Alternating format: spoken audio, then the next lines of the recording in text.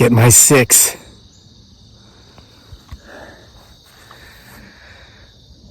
Welcome back, guys. It's one of those rare days where we're doing 2 videos in one day.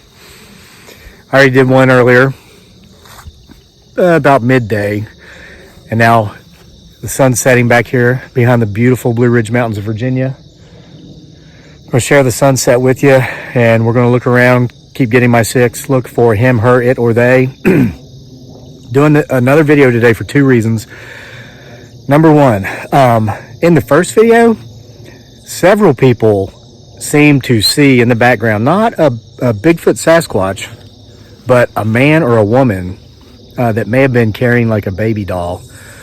More than one person mentioned it, several.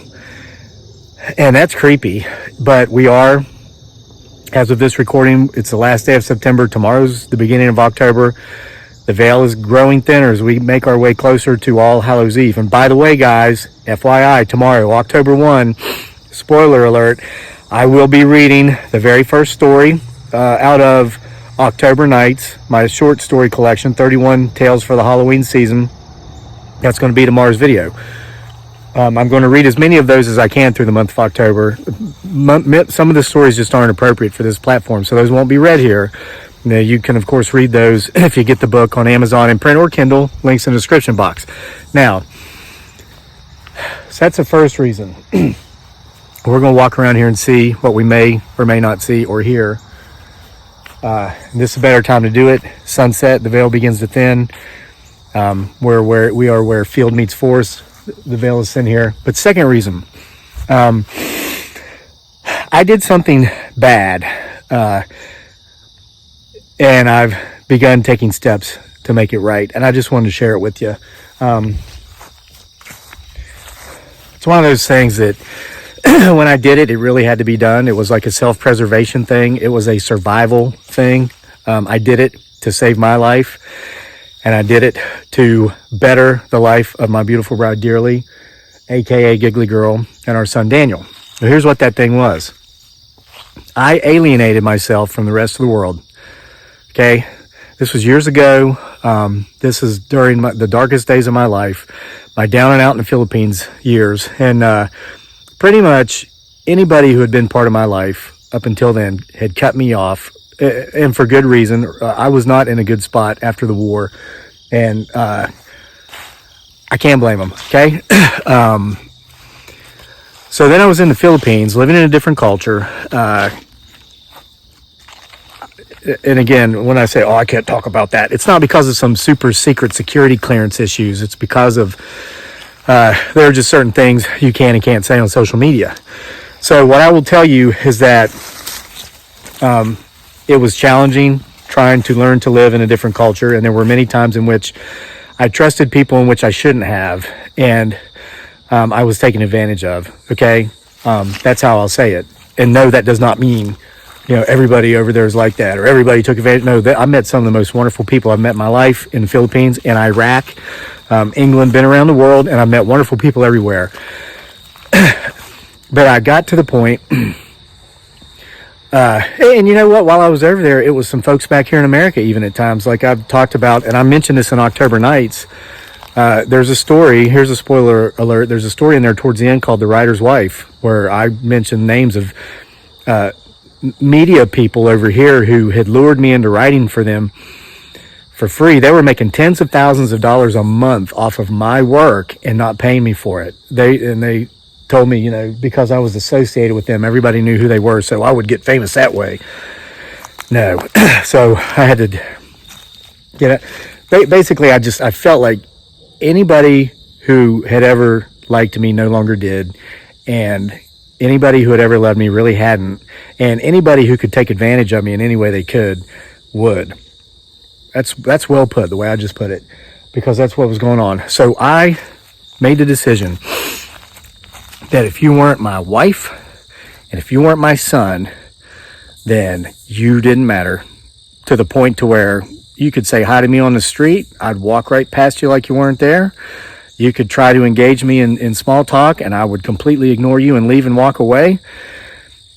And Any work I did with the writing or any social media stuff, I'm getting paid for it, and I'm getting paid handsomely, okay? And now, due to the situation I was in, that worked, okay? I started getting paid for the work I did. People weren't ripping me off anymore. People wanted to hire me. These guys would go out and they would like recruit writers. They wouldn't do anything. They would own the blog. They'd pay $3.99 for URL address. Then wrote people in and pay them like $2 for every 1,000 views they got when they were making $10 for it. And so basically there were guys making $250,000 a month without even working. They'd approach me. Oh, you're a great writer. We know you're award-winning author. I heard a tree knock.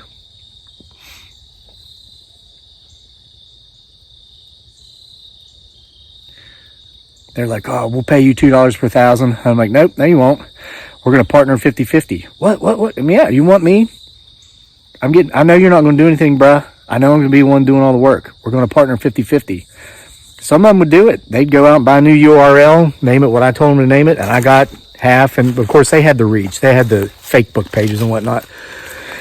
And they lured other people into building those for them too. It's a really scumbag business, blogging. If you knew, whew.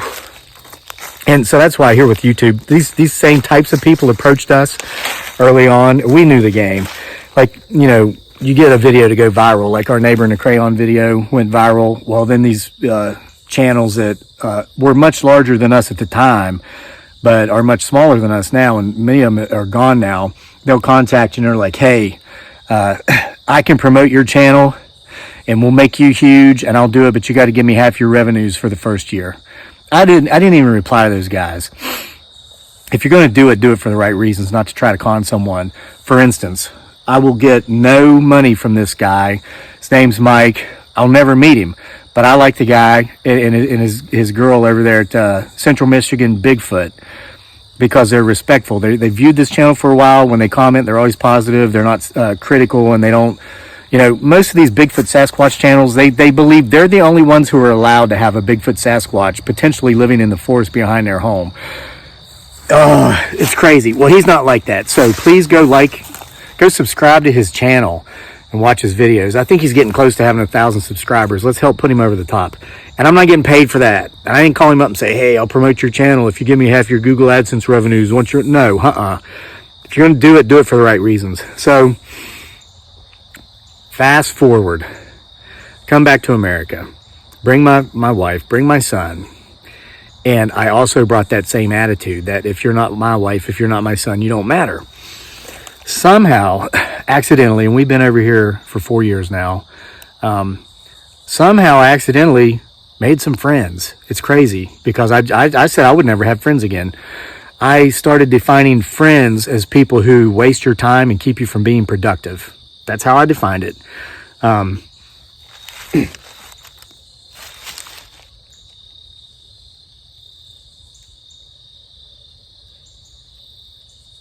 Sounds like screams or voices. Well, so anyway, started kind of accidentally making some friends, good friends, and I'm glad it happened.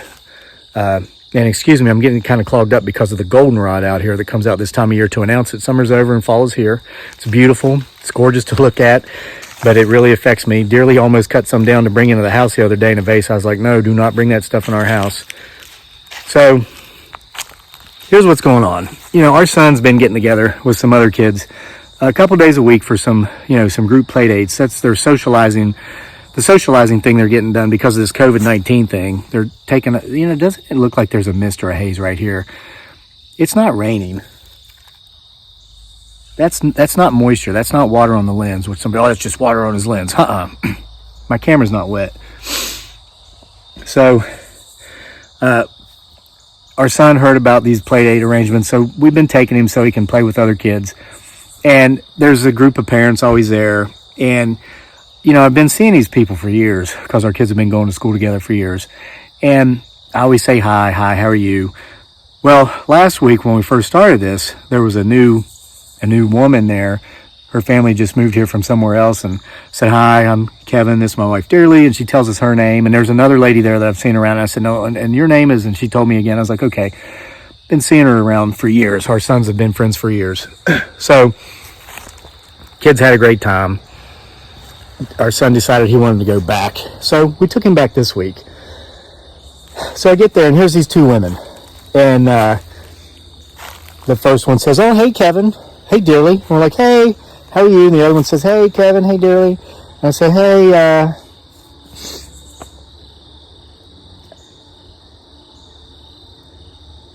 you hear a scream? So I said to the first woman, I said, hey, Rebecca, right? And she says, no, and then she told me her name. I said, oh, okay, I'm sorry. And she goes, no, it's okay. It's okay. We just met. And then the other woman, I said, and you're, and she has a name that's not, and I'm not going to say their names. I'm going to tell you why. I mean, these are people in my community that I know, and I don't want people to think, oh gosh, don't talk to that guy. You're going to end up on a YouTube video. I would never do that to people, you know.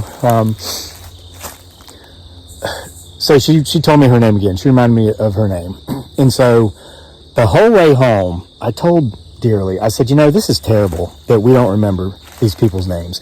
And in her culture, this is not uncommon. That's more common than uncommon over there, because the family unit is what is so tight, and they're very clannish and cliquish. And if you're outside the family, they probably won't have much to do with you, if it ever, unless you're a work associate. So they're not big, really, like here in America or in Western culture, really, about, you know, trying to remember people's names. But I used to be in sales. I was a stockbroker for 8 years. And, you know, I remember going to a course where we actually had a class on how to memorize people's names through, like, association. You know, somebody tells you that their name is, say, for instance, Courtney. I would immediately associate that with maybe Courtney Cox, the actress from Friends, and she was in the Scream movies, I think it was Scream, or maybe Kourtney Kardashian. Not that I watched that, but I know the name because everybody does. So that's how I would remember that person's name. Well, I stopped doing that when years ago I decided that if you're not my wife, if you're not my son, then you don't matter. And I told Dearly, I think it does matter, honey, that we're not remembering people's names because we're not there anymore. We're not down and out in the Philippines. We don't have issues going on that we had going on there. And those issues are disclosed in The Writer's Wife in October Nights, but I can't disclose them here.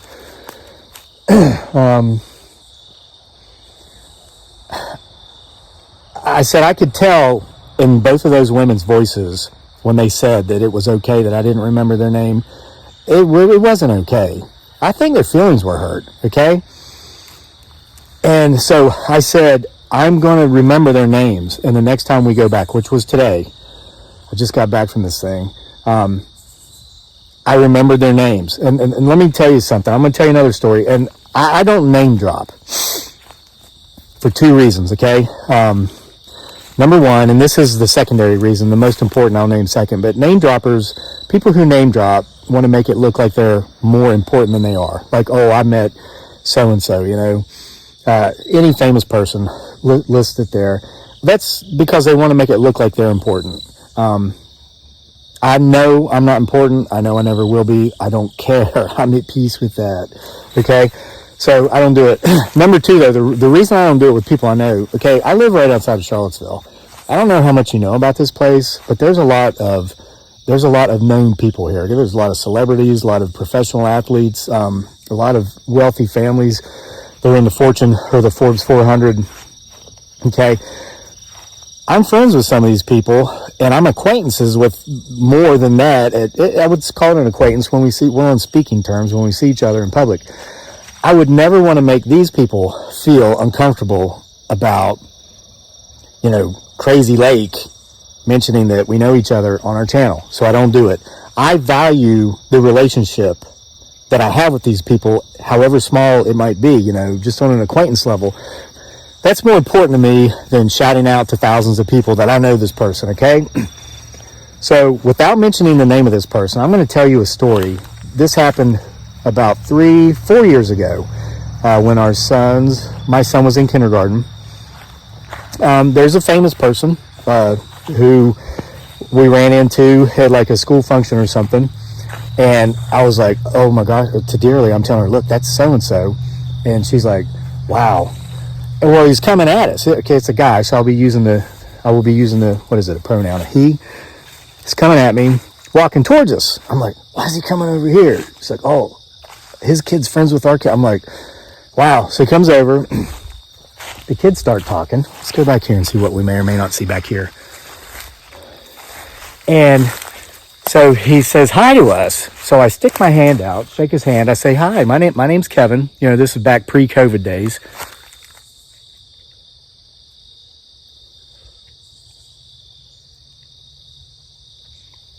And then he says, my name's, you know, he tells me his name. And I had butterflies. I mean, everybody, if I said his name, you know who he is, especially if you're in America. And I was like, I know. Okay, that's a gray squirrel barking. Well, then I was embarrassed by saying I know. And so it's like, I kind of got diarrhea of the mouth. And I'm like, man,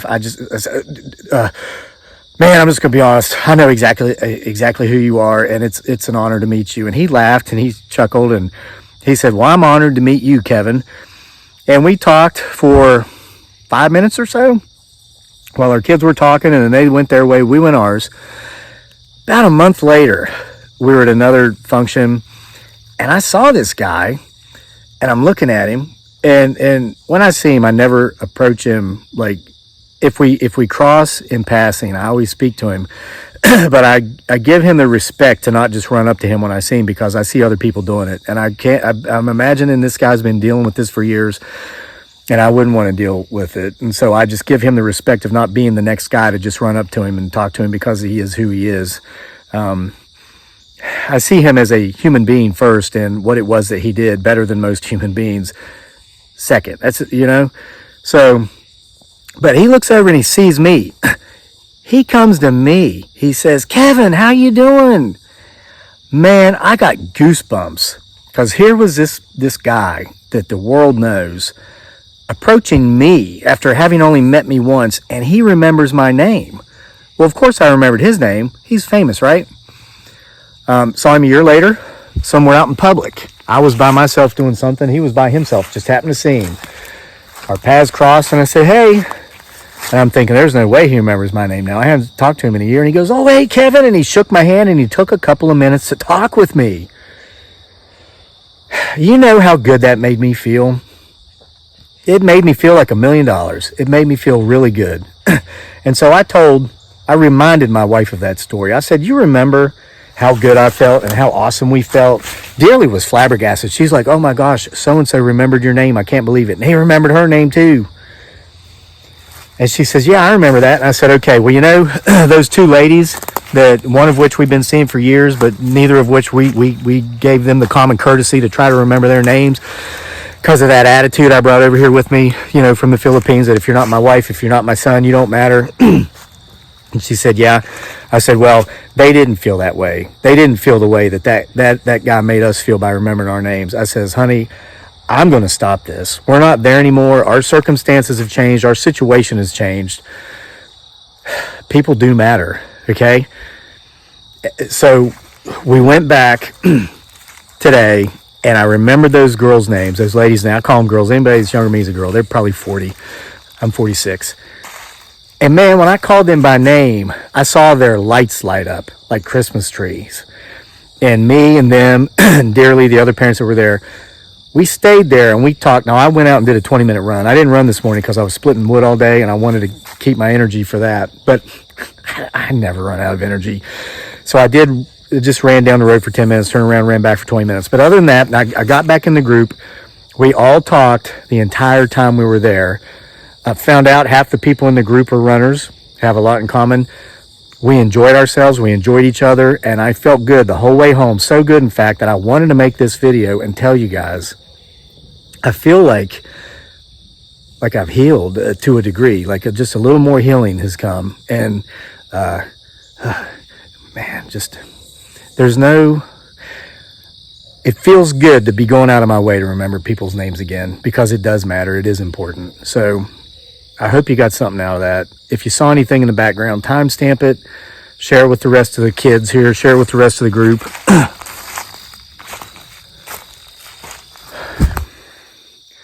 And seeing as how I never run out of energy, I think there might just be enough daylight left for me to get a little bit of grass mowed. So see you for more next time here at the PBS.